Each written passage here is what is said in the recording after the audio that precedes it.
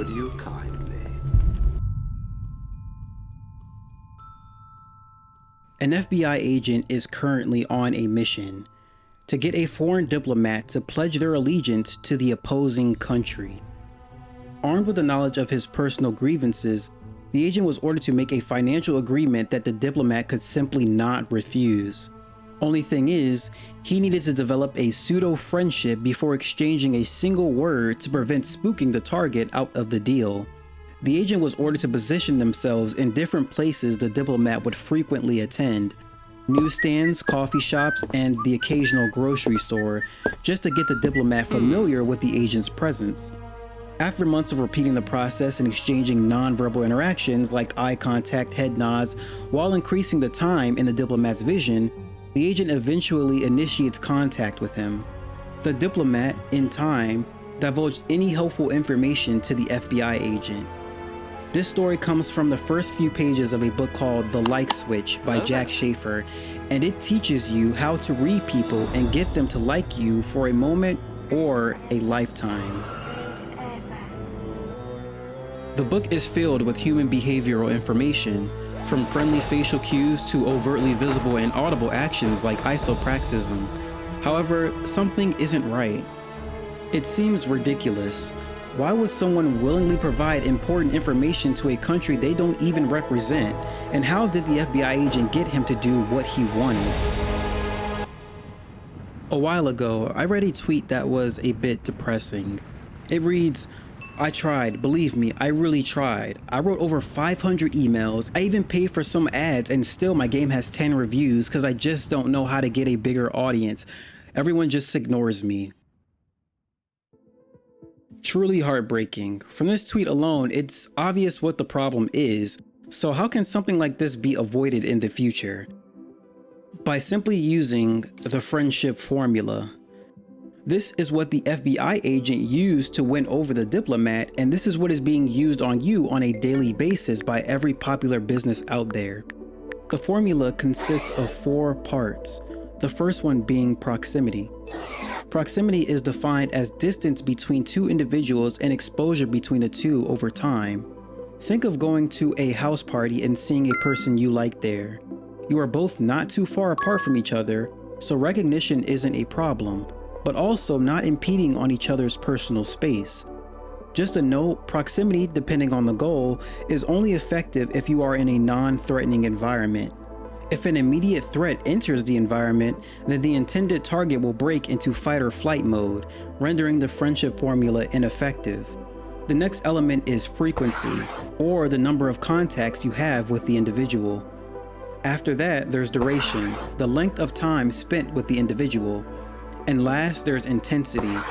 This is how strong you are able to satisfy a person's psychological and/or physical needs through verbal or non-verbal contact. Proximity is like awareness. If you've never heard of something, you will never know it exists. But if you've heard of something, the closer it gets, the more aware of it you are. Frequency and duration are all about time and consistency. How much of the thing are you being exposed to, and for how long?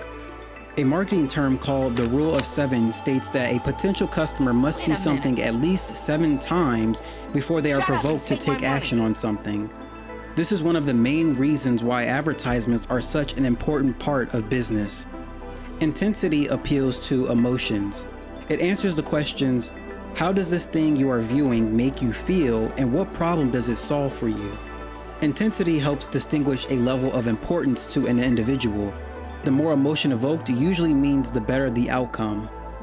Products and services use this formula to build rapport with the potential buyers all the time. The formula combined with a few extra add-ons makes control a lot easier. So where do any devs go wrong? Think of it like this. You're walking down the street on your way to the store when suddenly you are interrupted by a random person telling you to buy a box of muffins they are selling. Not only has that person put a pause on your journey to the store, but now they're asking you for a favor. The only way they can possibly get you to buy on the spot is if they make you an offer you feel stupid not taking.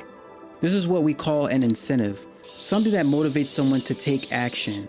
Incentives are excellent ways of getting complete strangers to do things they normally would not for free. An example of an incentive would be free in-game content for watching a live stream or following a social media account. There must be a value exchange in order for this to work effectively. If the incentive's value is lower than the action trying to be achieved, then the incentive is not valuable enough. Developers usually have no incentives at all, making it a lot less likely for anyone to do anything for them. If someone is looking to get reviews for their game, they must think of how that energy can be recouped by the audience. Speaking of doing something for someone else, another add-on to discuss is reciprocity. This phenomenon ties into incentives. However, the idea behind reciprocity is that people are more willing to do something for you if you've already done something for them first. The difference between the two is that incentives are often used to shape behavior, while reciprocity is not driven by external rewards. It can occur as a response to social norms and a sense of fairness. The idea of reciprocity can be used to someone's advantage. Constant distribution of value without the expectation to be immediately gratified increases the chances of a person receiving value to enact the laws of reciprocity.